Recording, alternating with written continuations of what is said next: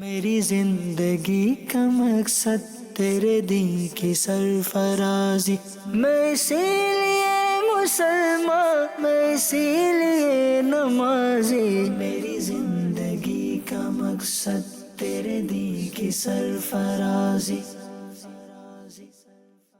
الحمد للہ رب العالمین والصلاة والسلام علی سید المرسلین، اما بعد فاعوذ باللہ من الشیطان الرجیم، بسم اللہ الرحمن الرحیم۔ الصلاة والسلام علیک یا رسول اللہ وعلی آلک واصحابک یا حبیب اللہ، الصلاة والسلام علیک یا نبی اللہ وعلی آلک واصحابک یا نور اللہ۔ پیارے اسلامی بھائیوں اور مدنی چینل کے ناظرین، پروگرام ہے اسلامی زندگی، اور آج ہم اس پروگرام میں اللہ پاک کے اولیاء کی کرامات سنیں گے۔ آخر تک اس پروگرام میں شریک رہیے۔ آئیے سب سے پہلے درود پاک پڑھنے کی فضیلت سنتے ہیں۔ درود پاک کی فضیلت مفتی امین صاحب رحمۃ اللہ علیہ فرماتے ہیں، درود پاک پڑھنے والے کے گھر پر آفتیں اور بلائیں نہیں آتی۔ صلو علی الحبیب صلی اللہ علی محمد۔ اللہ پاک کے اولیاء کے ہاتھوں پر راہبوں کا قبول اسلام۔ پہلا واقعہ، حضرت سیدنا ابو بکر شبلی رحمۃ اللہ علیہ ایک مرتبہ مکہ مکرمہ سے ملک شام جا رہے تھے۔ راستے میں ایک راہب یعنی عیسائیوں کے عالم سے ملاقات ہوئی جو ایک گرجا یعنی عبادت خانے میں تھا۔ حضرت سیدنا ابو بکر شبلی رحمۃ اللہ علیہ نے اس سے پوچھا، تو نے اپنے آپ کو لوگوں سے الگ تھلگ اس گرجا میں کیوں قید کر رکھا ہے؟ اس راہب نے جواب دیا، میں یہاں اکیلا اس لیے رہتا ہوں تاکہ زیادہ سے زیادہ عبادت کر سکوں اور دنیاوی مشاغل میری عبادت میں رکاوٹ نہ بنے۔ حضرت سیدنا ابو بکر شبلی رحمۃ اللہ علیہ نے پوچھا، تو کس کی عبادت کرتا ہے؟ اس نے جواب دیا، میں حضرت سیدنا عیسیٰ علیہ السلام کی عبادت کرتا ہوں اور انہی کے لیے اعمال صالحہ کرتا ہوں۔ حضرت سیدنا ابو بکر شبلی رحمۃ اللہ علیہ نے کہا، کیا وجہ ہے کہ تو معبود حقیقی اللہ پاک کی عبادت چھوڑ کر اس کے نبی علیہ السلام کی عبادت کرتا ہے؟ حالانکہ عبادت کے لائق تو صرف اللہ پاک ہی کی ذات ہے، معبود برحق تو صرف اللہ پاک ہی ہے، پھر تو حضرت سیدنا عیسیٰ علی نبینا وعلیہ الصلاۃ والسلام کی عبادت کیوں کرتا ہے؟ میری یہ بات سن کر اس راہب نے کہا، حضرت سیدنا عیسیٰ علی نبینا وعلیہ الصلاۃ والسلام نے 40 دن اور 40 راتیں بغیر کھائے پیے گزار دیں۔ حضرت سیدنا ابو بکر شبلی رحمۃ اللہ علیہ نے اس سے پوچھا، اے راہب، جو شخص 40 دن اور راتیں بغیر کھائے پیے بھوکا پیاسا گزار دے تو کیا وہ معبود بن جاتا ہے؟ راہب نے کہا، ہاں، ایسا شخص واقعی عبادت کے لائق ہے۔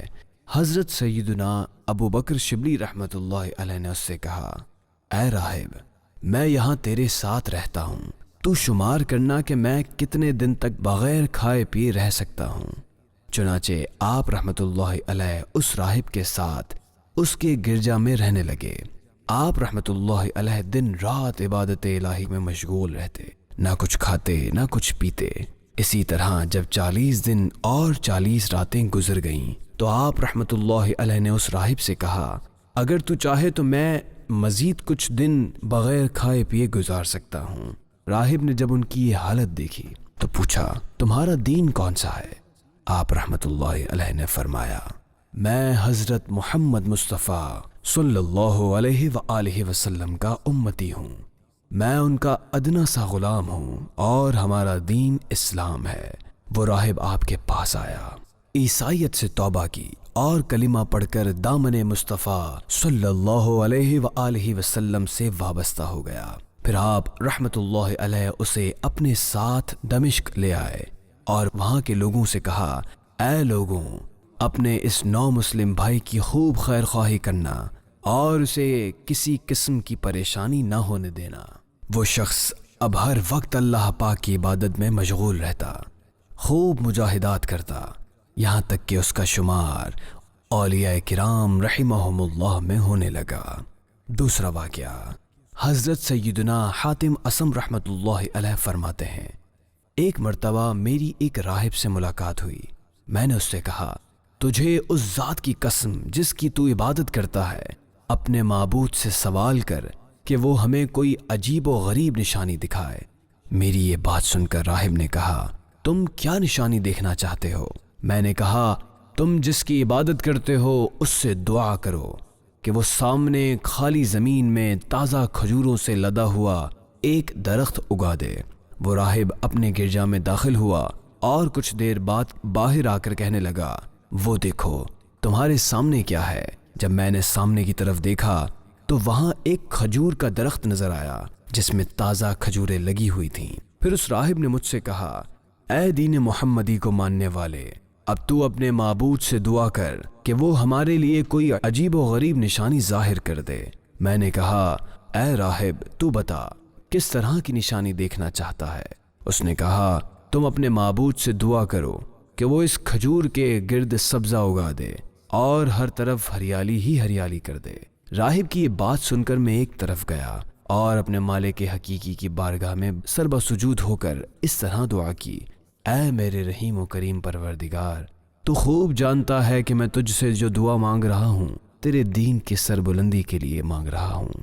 اے میرے مولا کریم، میری دعا قبول فرما۔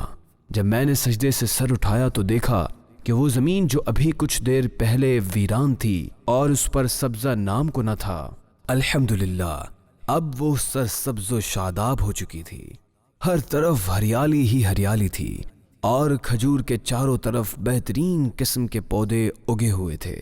میں نے اس راہب سے پوچھا، اے راہب، تجھے تیرے معبود کی قسم سچ سچ بتا کہ تو نے کن الفاظ کے ذریعے دعا کی اور کس سے دعا کی؟ اس راہب نے جواب دیا، تمہارے یہاں آنے سے پہلے ہی اسلام کی محبت میرے دل میں پیدا ہو گئی تھی۔ جب تم نے نشانی دکھانے کے لیے کہا تو میں گرجا میں گیا اور تمہارے قبلہ یعنی خانہ کعبہ کی طرف سجدہ کیا، پھر اس طرح دعا کی، اے میرے پاک پروردگار، جس دین محمدی کی محبت تو نے میرے دل میں ڈالی ہے، اگر وہ تیرے نزدیک حق و سچ اور مقبول ہے تو مجھے یہ نشانی دکھا دے کہ تازہ پھلوں سے لدا ہوا کھجور کا درخت اگائے۔ حضرت سیدنا حاتم اسم رحمۃ اللہ علیہ نے اس راہب سے کہا، ہمیں یہ دونوں نشانیاں ایک ہی ذات نے دکھائی ہیں جو واقعی معبود حقیقی ہے۔ آپ رحمۃ اللہ علیہ کی یہ باتیں سن کر اس راہب نے کہا، حضور میں نصرانیت سے توبہ کرتا ہوں اور سچے دل سے مسلمان ہوتا ہوں۔ پھر اس نے کلمہ شہادت پڑھا، اشہد ان لا الہ الا اللہ واشہد ان محمدًا عبدہ ورسولہ۔ پیارے اسلامی بھائیوں، آج کے پروگرام کا وقت اختتام کی طرف بڑھ رہا ہے۔